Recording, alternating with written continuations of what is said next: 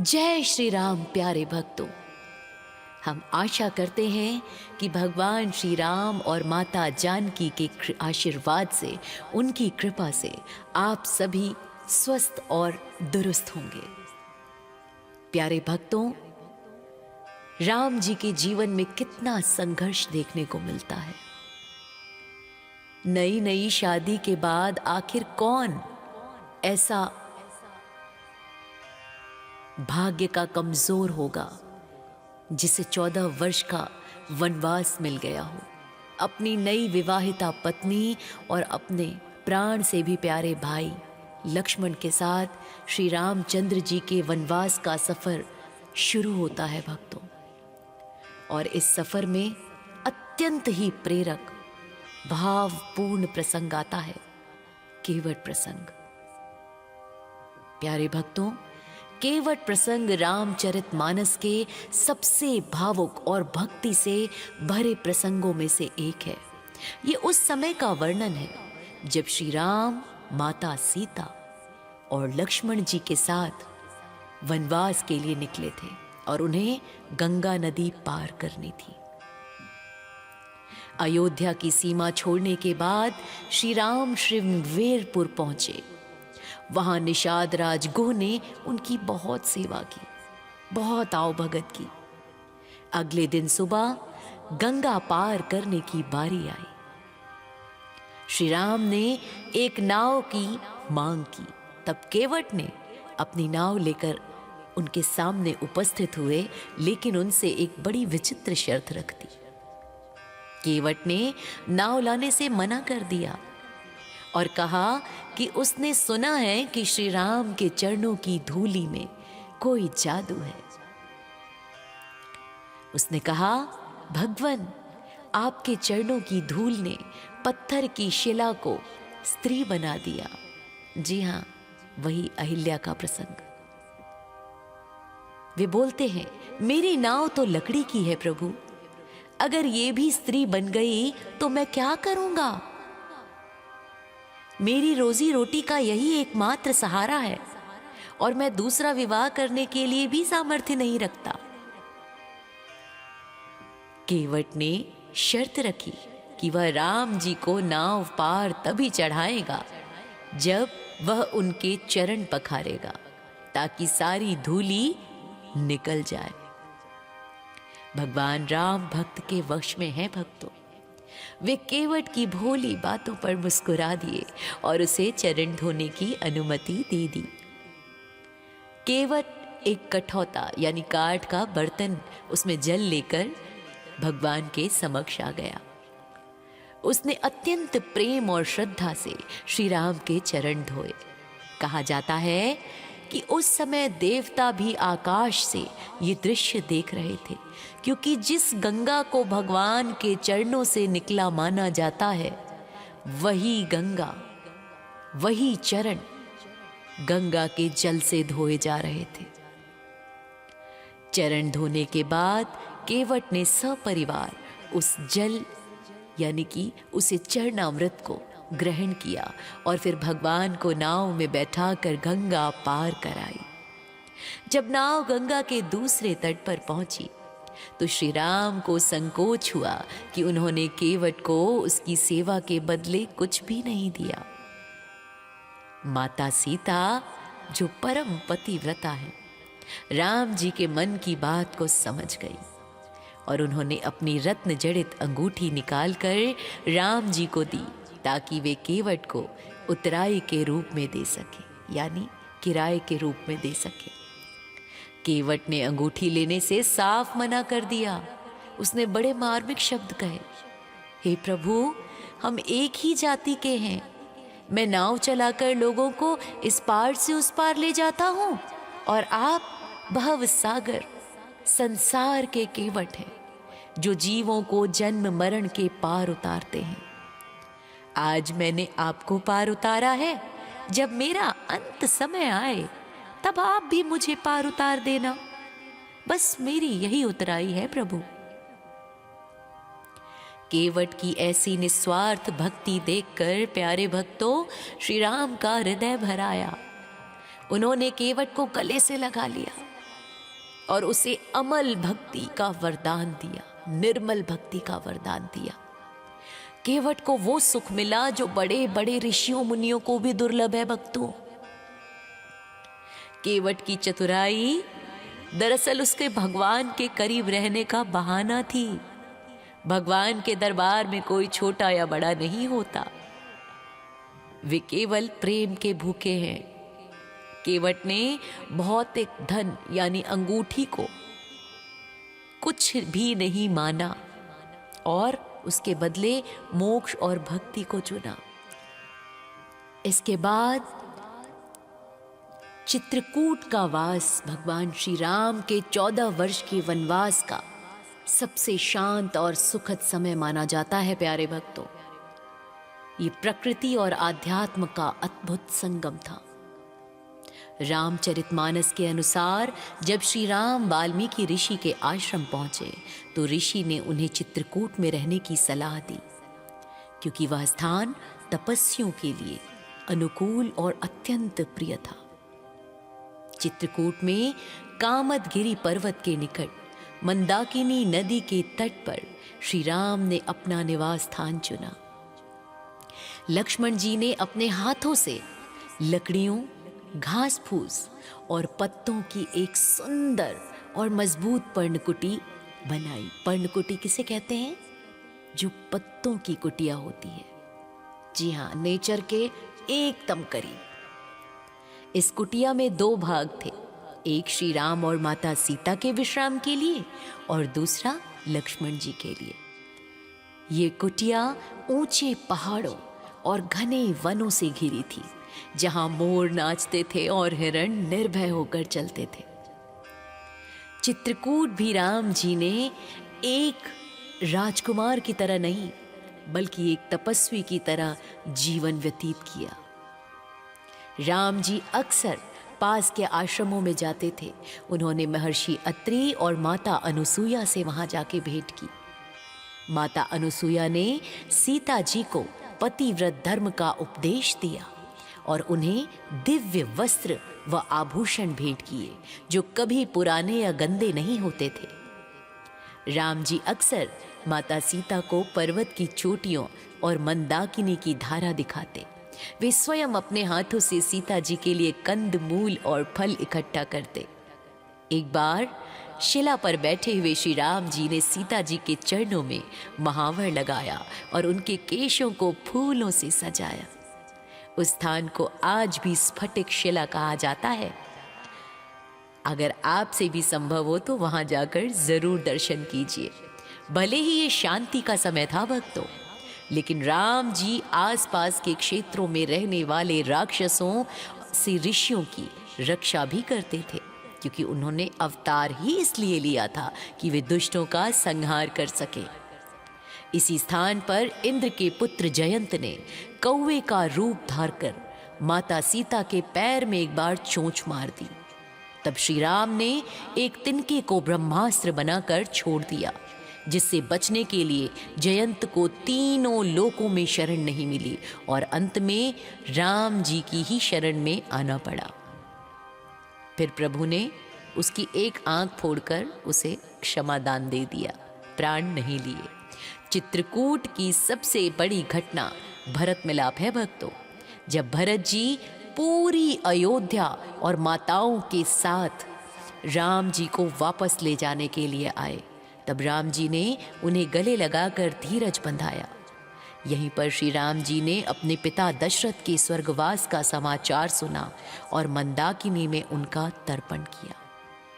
प्यारे भक्तों, लगभग 11.5 वर्ष चित्रकूट में व्यतीत करने के बाद राम जी ने वहां से आगे बढ़ने का निर्णय लिया, क्योंकि इसके मुख्य 2 कारण थे। पहली, भीड़ भाड़।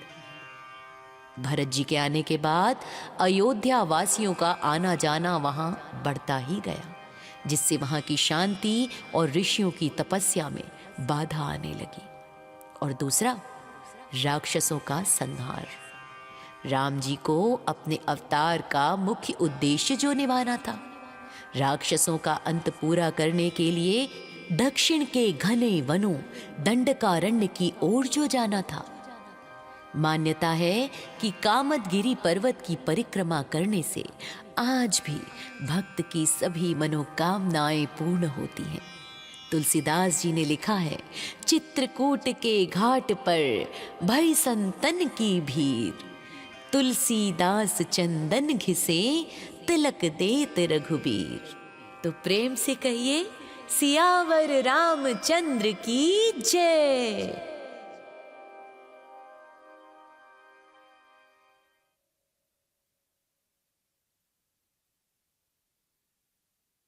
से एक है।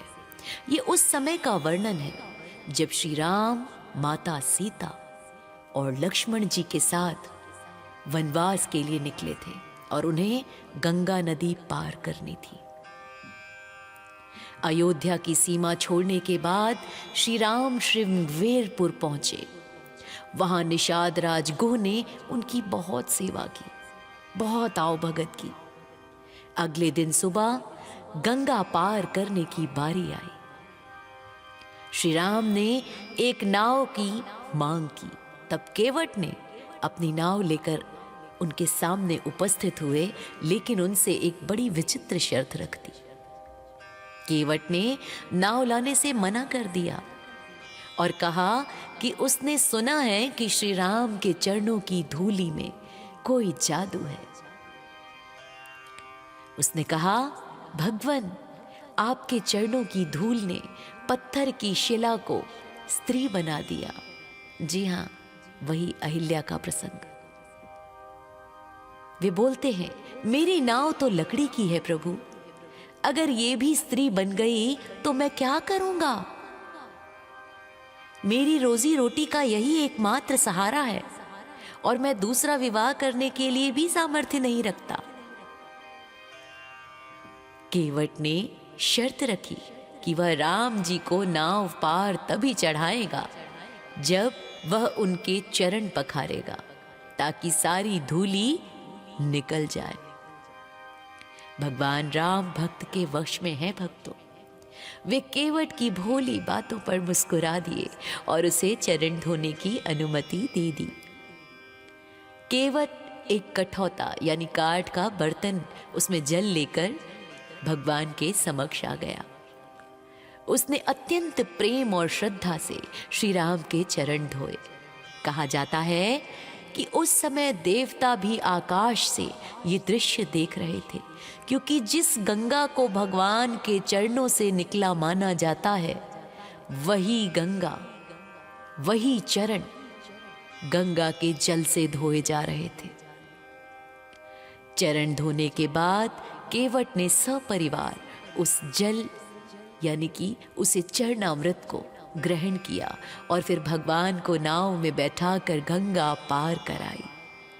जब नाव गंगा के दूसरे तट पर पहुंची तो श्री राम को संकोच हुआ कि उन्होंने केवट को उसकी सेवा के बदले कुछ भी नहीं दिया।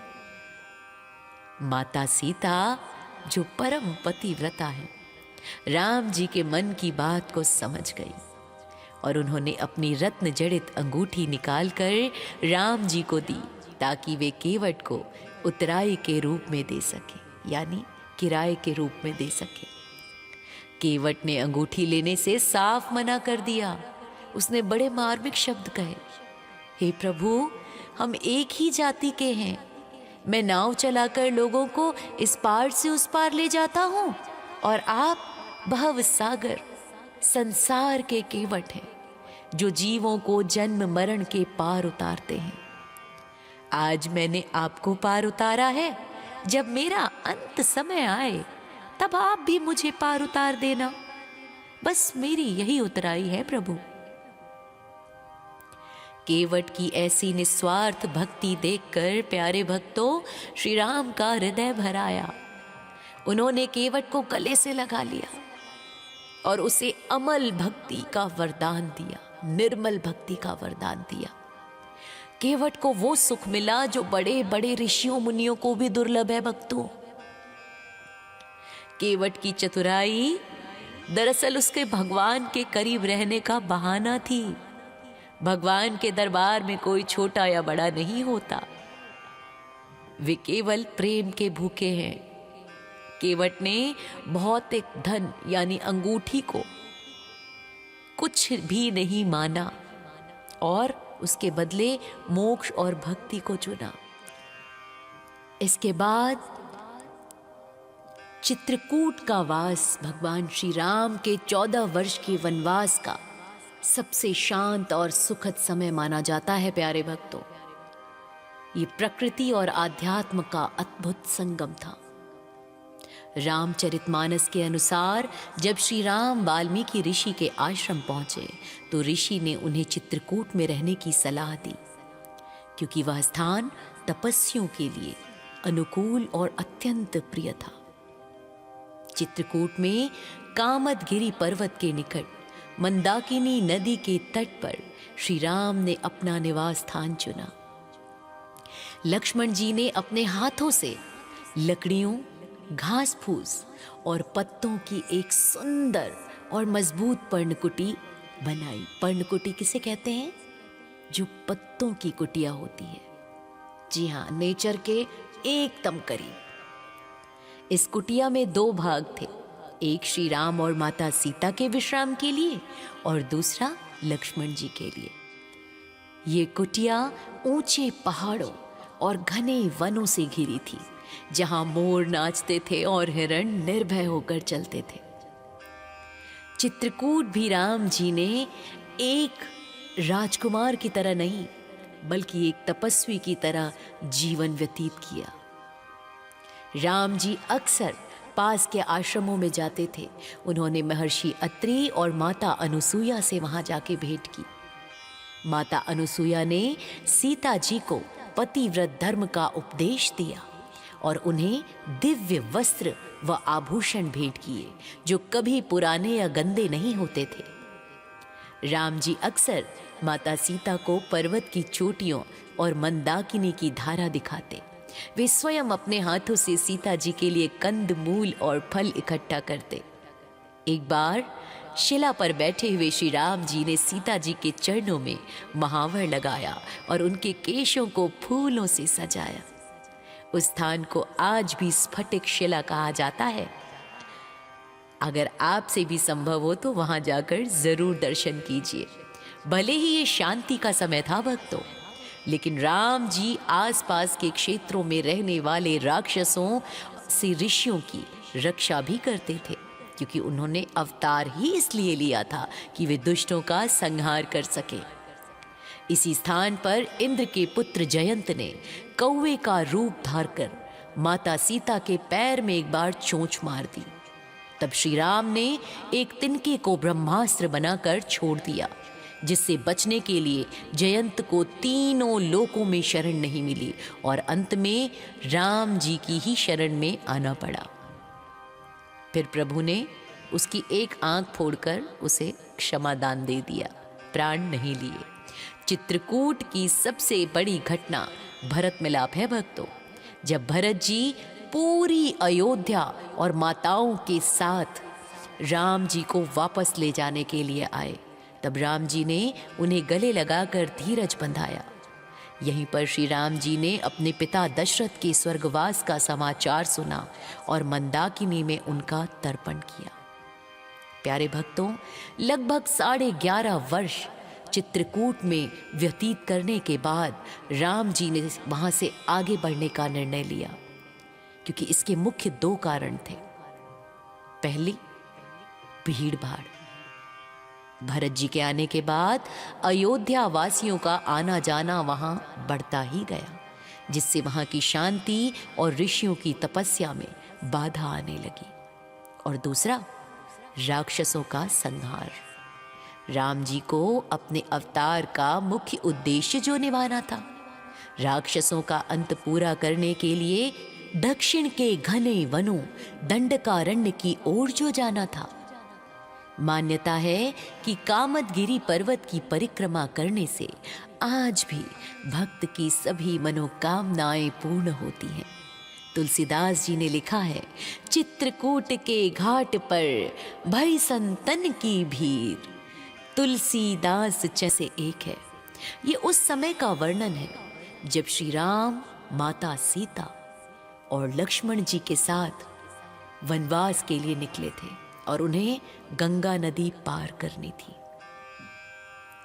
अयोध्या की सीमा छोड़ने के बाद श्री राम श्रृंगवेरपुर पहुंचे।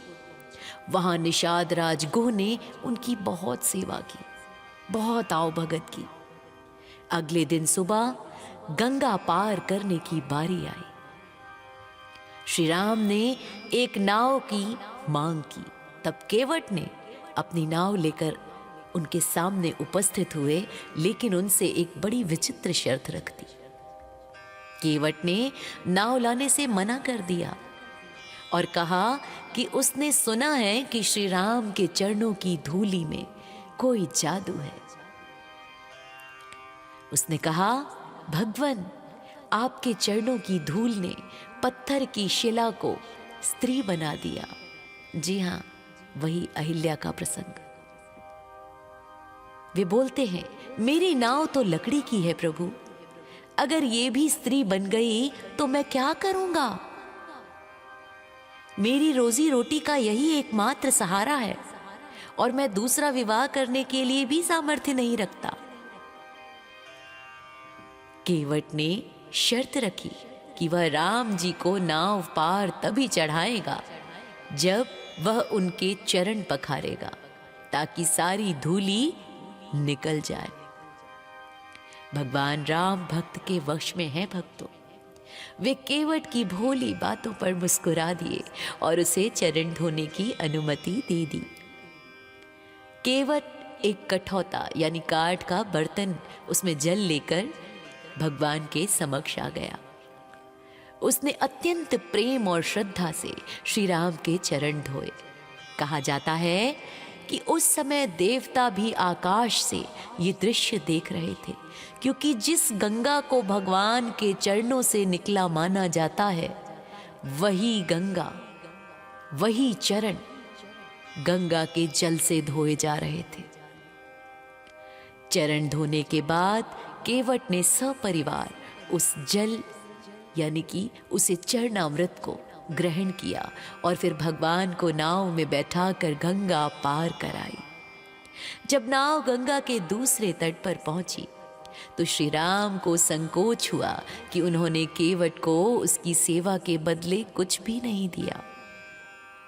माता सीता, जो परम पतिव्रता है, राम जी के मन की बात को समझ गई और उन्होंने अपनी रत्न जड़ित अंगूठी निकालकर राम जी को दी, ताकि वे केवट को उतराई के रूप में दे सके, यानी किराए के रूप में दे सके। केवट ने अंगूठी लेने से साफ मना कर दिया। उसने बड़े मार्मिक शब्द कहे, हे प्रभु, हम एक ही जाति के हैं। मैं नाव चलाकर लोगों को इस पार से उस पार ले जाता हूँ और आप भव सागर संसार के केवट हैं, जो जीवों को जन्म मरण के पार उतारते हैं। आज मैंने आपको पार उतारा है, जब मेरा अंत समय आए तब आप भी मुझे पार उतार देना। बस मेरी यही उतराई है प्रभु। केवट की ऐसी निस्वार्थ भक्ति देखकर प्यारे भक्तों, श्री राम का हृदय भर आया। उन्होंने केवट को गले से लगा लिया और उसे अमल भक्ति का वरदान दिया, निर्मल भक्ति का वरदान दिया। केवट को वो सुख मिला जो बड़े बड़े ऋषियों मुनियों को भी दुर्लभ है भक्तों। केवट की चतुराई दरअसल उसके भगवान के करीब रहने का बहाना थी। भगवान के दरबार में कोई छोटा या बड़ा नहीं होता, वे केवल प्रेम के भूखे हैं। केवट ने भौतिक धन यानी अंगूठी को कुछ भी नहीं माना और उसके बदले मोक्ष और भक्ति को चुना। इसके बाद चित्रकूट का वास भगवान श्री राम के 14 वर्ष के वनवास का सबसे शांत और सुखद समय माना जाता है। प्यारे भक्तों, ये प्रकृति और आध्यात्म का अद्भुत संगम था। रामचरितमानस के अनुसार जब श्री राम वाल्मीकि ऋषि के आश्रम पहुंचे तो ऋषि ने उन्हें चित्रकूट में रहने की सलाह दी, क्योंकि वह स्थान तपस्वियों के लिए अनुकूल और अत्यंत प्रिय था। चित्रकूट में कामदगिरी पर्वत के निकट मंदाकिनी नदी के तट पर श्री राम ने अपना निवास स्थान चुना। लक्ष्मण जी ने अपने हाथों से लकड़ियों, घास फूस और पत्तों की एक सुंदर और मजबूत पर्णकुटी बनाई। पर्णकुटी किसे कहते हैं? जो पत्तों की कुटिया होती है। जी हाँ, नेचर के एकदम करीब। इस कुटिया में 2 भाग थे, एक श्री राम और माता सीता के विश्राम के लिए और दूसरा लक्ष्मण जी के लिए। ये कुटिया ऊंचे पहाड़ों और घने वनों से घिरी थी, जहां मोर नाचते थे और हिरण निर्भय होकर चलते थे। चित्रकूट भी राम जी ने एक राजकुमार की तरह नहीं, बल्कि एक तपस्वी की तरह जीवन व्यतीत किया। राम जी अक्सर पास के आश्रमों में जाते थे। उन्होंने महर्षि अत्रि और माता अनुसुईया से वहां जाके भेंट की। माता अनुसुईया ने सीता जी को पतिव्रत धर्म का उपदेश दिया और उन्हें दिव्य वस्त्र व आभूषण भेंट किए, जो कभी पुराने या गंदे नहीं होते थे। राम जी अक्सर माता सीता को पर्वत की चोटियों और मंदाकिनी की धारा दिखाते। वे स्वयं अपने हाथों से सीता जी के लिए कंद मूल और फल इकट्ठा करते। एक बार शिला पर बैठे हुए श्री राम जी ने सीता जी के चरणों में महावर लगाया और उनके केशों को फूलों से सजाया। उस स्थान को आज भी स्फटिक शिला कहा जाता है। अगर आपसे भी संभव हो तो वहां जाकर जरूर दर्शन कीजिए। भले ही ये शांति का समय था भक्तों, लेकिन राम जी आसपास के क्षेत्रों में रहने वाले राक्षसों से ऋषियों की रक्षा भी करते थे, क्योंकि उन्होंने अवतार ही इसलिए लिया था कि वे दुष्टों का संहार कर सके। इसी स्थान पर इंद्र के पुत्र जयंत ने कौवे का रूप धारकर माता सीता के पैर में एक बार चोंच मार दी।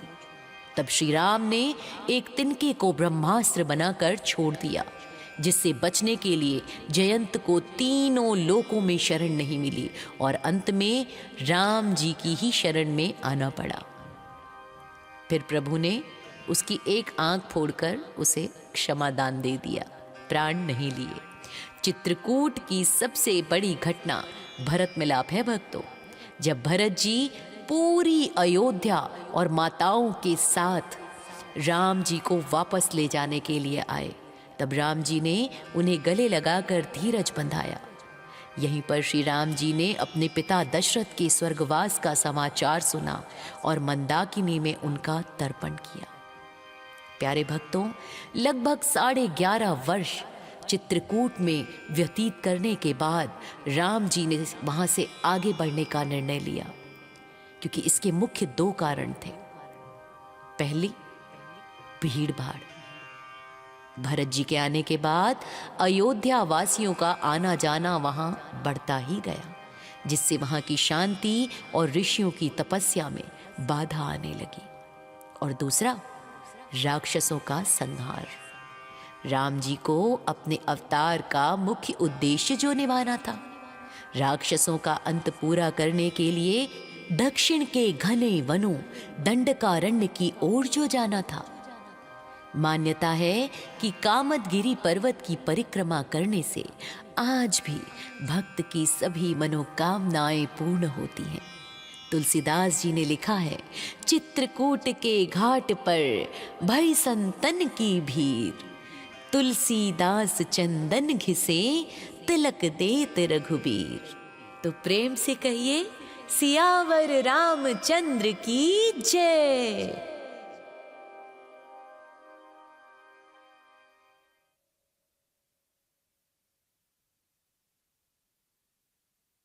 से एक है। ये उस समय का वर्णन है जब श्री राम, माता सीता और लक्ष्मण जी के साथ वनवास के लिए निकले थे और उन्हें गंगा नदी पार करनी थी। अयोध्या की सीमा छोड़ने के बाद श्री राम श्रृंगवेरपुर पहुंचे। वहां निषाद राज गुह ने उनकी बहुत सेवा की, बहुत आवभगत की। अगले दिन सुबह गंगा पार करने की बारी आई। श्री राम ने एक नाव की मांग की। तब केवट ने अपनी नाव लेकर उनके सामने उपस्थित हुए, लेकिन उनसे एक बड़ी विचित्र शर्त रख दी। केवट ने नाव लाने से मना कर दिया और कहा कि उसने सुना है कि श्री राम के चरणों की धूलि में कोई जादू है। उसने कहा, भगवन, आपके चरणों की धूल ने पत्थर की शिला को स्त्री बना दिया। जी हां, वही अहिल्या का प्रसंग। वे बोलते हैं, मेरी नाव तो लकड़ी की है प्रभु, अगर ये भी स्त्री बन गई तो मैं क्या करूंगा? मेरी रोजी रोटी का यही एकमात्र सहारा है और मैं दूसरा विवाह करने के लिए भी सामर्थ्य नहीं रखता। केवट ने शर्त रखी कि वह राम जी को नाव पार तभी चढ़ाएगा जब वह उनके चरण पखारेगा, ताकि सारी धूली निकल जाए। भगवान राम भक्त के वश में हैं भक्तों। वे केवट की भोली बातों पर मुस्कुरा दिए और उसे चरण धोने की अनुमति दे दी। केवट एक कठौता यानी काठ का बर्तन, उसमें जल लेकर भगवान के समक्ष आ गया। उसने अत्यंत प्रेम और श्रद्धा से श्री राम के चरण धोए। कहा जाता है कि उस समय देवता भी आकाश से ये दृश्य देख रहे थे, क्योंकि जिस गंगा को भगवान के चरणों से निकला माना जाता है, वही गंगा, वही चरण गंगा के जल से धोए जा रहे थे। चरण धोने के बाद केवट ने सपरिवार उस जल यानी कि उसे चरणामृत को ग्रहण किया और फिर भगवान को नाव में बैठाकर गंगा पार कराई। जब नाव गंगा के दूसरे तट पर पहुंची तो श्री राम को संकोच हुआ कि उन्होंने केवट को उसकी सेवा के बदले कुछ भी नहीं दिया। माता सीता, जो परम पतिव्रता है, राम जी के मन की बात को समझ गई और उन्होंने अपनी रत्न जड़ित अंगूठी निकालकर राम जी को दी, ताकि वे केवट को उतराई के रूप में दे सके, यानी किराए के रूप में दे सके। केवट ने अंगूठी लेने से साफ मना कर दिया। उसने बड़े मार्मिक शब्द कहे, हे प्रभु, हम एक ही जाति के हैं। मैं नाव चलाकर लोगों को इस पार से उस पार ले जाता हूँ और आप भव सागर संसार के केवट हैं, जो जीवों को जन्म मरण के पार उतारते हैं। आज मैंने आपको पार उतारा है, जब मेरा अंत समय आए तब आप भी मुझे पार उतार देना। बस मेरी यही उतराई है प्रभु। केवट की ऐसी निस्वार्थ भक्ति देखकर प्यारे भक्तों, श्री राम का हृदय भर आया। उन्होंने केवट को गले से लगा लिया और उसे अमल भक्ति का वरदान दिया, निर्मल भक्ति का वरदान दिया। केवट को वो सुख मिला जो बड़े बड़े ऋषियों मुनियों को भी दुर्लभ है भक्तों। केवट की चतुराई दरअसल उसके भगवान के करीब रहने का बहाना थी। भगवान के दरबार में कोई छोटा या बड़ा नहीं होता, वे केवल प्रेम के भूखे हैं। केवट ने भौतिक धन यानी अंगूठी को कुछ भी नहीं माना और उसके बदले मोक्ष और भक्ति को चुना। इसके बाद चित्रकूट का वास भगवान श्री राम के 14 वर्ष के वनवास का सबसे शांत और सुखद समय माना जाता है। प्यारे भक्तों, ये प्रकृति और आध्यात्म का अद्भुत संगम था। रामचरितमानस के अनुसार जब श्री राम वाल्मीकि ऋषि के आश्रम पहुंचे तो ऋषि ने उन्हें चित्रकूट में रहने की सलाह दी, क्योंकि वह स्थान तपस्वियों के लिए अनुकूल और अत्यंत प्रिय था। चित्रकूट में कामदगिरी पर्वत के निकट मंदाकिनी नदी के तट पर श्री राम ने अपना निवास स्थान चुना। लक्ष्मण जी ने अपने हाथों से लकड़ियों, घास फूस और पत्तों की एक सुंदर और मजबूत पर्णकुटी बनाई। पर्णकुटी किसे कहते हैं? जो पत्तों की कुटिया होती है। जी हाँ, नेचर के एकदम करीब। इस कुटिया में 2 भाग थे, एक श्री राम और माता सीता के विश्राम के लिए और दूसरा लक्ष्मण जी के लिए। ये कुटिया ऊंचे पहाड़ों और घने वनों से घिरी थी, जहां मोर नाचते थे और हिरण निर्भय होकर चलते थे। चित्रकूट भी राम जी ने एक राजकुमार की तरह नहीं, बल्कि एक तपस्वी की तरह जीवन व्यतीत किया। राम जी अक्सर पास के आश्रमों में जाते थे। उन्होंने महर्षि अत्रि और माता अनुसुईया से वहां जाके भेंट की। माता अनुसुईया ने सीता जी को पतिव्रत धर्म का उपदेश दिया और उन्हें दिव्य वस्त्र व आभूषण भेंट किए, जो कभी पुराने या गंदे नहीं होते थे। राम जी अक्सर माता सीता को पर्वत की चोटियों और मंदाकिनी की धारा दिखाते। वे स्वयं अपने हाथों से सीता जी के लिए कंद मूल और फल इकट्ठा करते। एक बार शिला पर बैठे हुए श्री राम जी ने सीता जी के चरणों में महावर लगाया और उनके केशों को फूलों से सजाया। उस स्थान को आज भी स्फटिक शिला कहा जाता है। अगर आपसे भी संभव हो तो वहां जाकर जरूर दर्शन कीजिए। भले ही ये शांति का समय था भक्तों, लेकिन राम जी आसपास के क्षेत्रों में रहने वाले राक्षसों से ऋषियों की रक्षा भी करते थे, क्योंकि उन्होंने अवतार ही इसलिए लिया था कि वे दुष्टों का संहार कर सके। इसी स्थान पर इंद्र के पुत्र जयंत ने कौवे का रूप धारकर माता सीता के पैर में एक बार चोंच मार दी। तब श्री राम ने एक तिनके को ब्रह्मास्त्र बनाकर छोड़ दिया, जिससे बचने के लिए जयंत को तीनों लोकों में शरण नहीं मिली और अंत में राम जी की ही शरण में आना पड़ा। फिर प्रभु ने उसकी एक आंख फोड़कर उसे क्षमादान दे दिया, प्राण नहीं लिए। चित्रकूट की सबसे बड़ी घटना भरत मिलाप है भक्तों। जब भरत जी पूरी अयोध्या और माताओं के साथ राम जी को वापस ले जाने के लिए आए, तब राम जी ने उन्हें गले लगाकर धीरज बंधाया। यहीं पर श्री राम जी ने अपने पिता दशरथ के स्वर्गवास का समाचार सुना और मंदाकिनी में उनका तर्पण किया। प्यारे भक्तों, लगभग 11.5 वर्ष चित्रकूट में व्यतीत करने के बाद राम जी ने वहां से आगे बढ़ने का निर्णय लिया, क्योंकि इसके मुख्य 2 कारण थे। पहली, भीड़ भाड़। भरत जी के आने के बाद अयोध्या वासियों का आना जाना वहां बढ़ता ही गया, जिससे वहां की शांति और ऋषियों की तपस्या में बाधा आने लगी। और दूसरा, राक्षसों का संहार। राम जी को अपने अवतार का मुख्य उद्देश्य जो निभाना था, राक्षसों का अंत पूरा करने के लिए दक्षिण के घने वनों दंडकारण्य की ओर जो जाना था।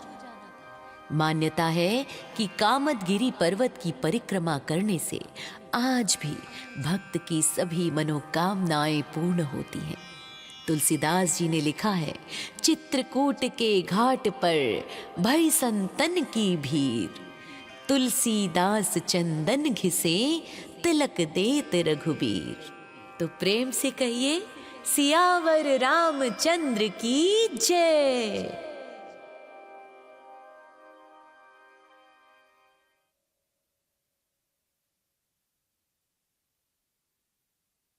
से एक है। ये उस समय का वर्णन है जब श्री राम, माता सीता और लक्ष्मण जी के साथ वनवास के लिए निकले थे और उन्हें गंगा नदी पार करनी थी। अयोध्या की सीमा छोड़ने के बाद श्री राम श्रृंगवेरपुर पहुंचे।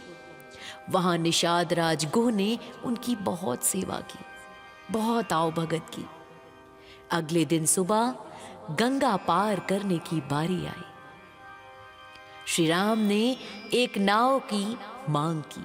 तब केवट ने अपनी नाव लेकर उनके सामने उपस्थित हुए, लेकिन उनसे एक बड़ी विचित्र शर्त रख दी। केवट ने नाव लाने से मना कर दिया और कहा कि उसने सुना है कि श्री राम के चरणों की धूलि में कोई जादू है। उसने कहा, भगवन, आपके चरणों की धूल ने पत्थर की शिला को स्त्री बना दिया। जी हाँ, वही अहिल्या का प्रसंग। वे बोलते हैं, मेरी नाव तो लकड़ी की है प्रभु, अगर ये भी स्त्री बन गई तो मैं क्या करूंगा? मेरी रोजी रोटी का यही एकमात्र सहारा है और मैं दूसरा विवाह करने के लिए भी सामर्थ्य नहीं रखता। केवट ने शर्त रखी कि वह राम जी को नाव पार तभी चढ़ाएगा जब वह उनके चरण पखारेगा, ताकि सारी धूली निकल जाए। भगवान राम भक्त के वश में है भक्तों। वे केवट की भोली बातों पर मुस्कुरा दिए और उसे चरण धोने की अनुमति दे दी।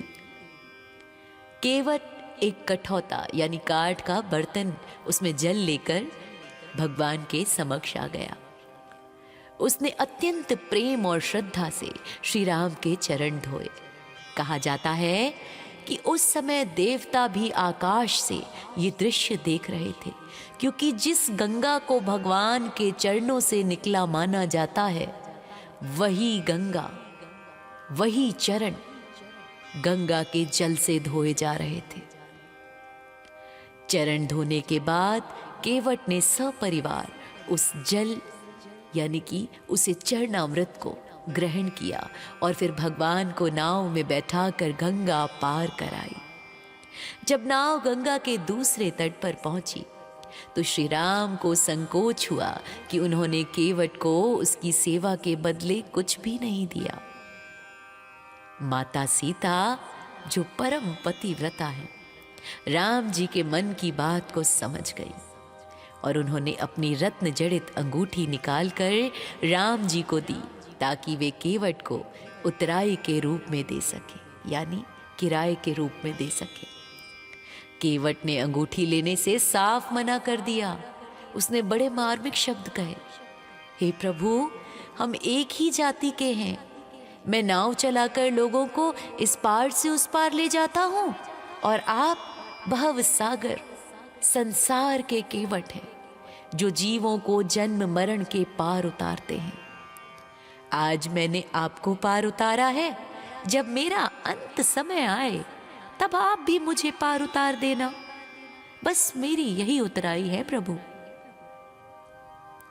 केवट की ऐसी निस्वार्थ भक्ति देखकर प्यारे भक्तों, श्री राम का हृदय भर आया। उन्होंने केवट को गले से लगा लिया और उसे अमल भक्ति का वरदान दिया, निर्मल भक्ति का वरदान दिया। केवट को वो सुख मिला जो बड़े बड़े ऋषियों मुनियों को भी दुर्लभ है भक्तों।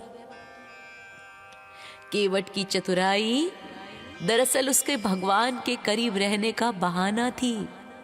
भगवान के दरबार में कोई छोटा या बड़ा नहीं होता, वे केवल प्रेम के भूखे हैं।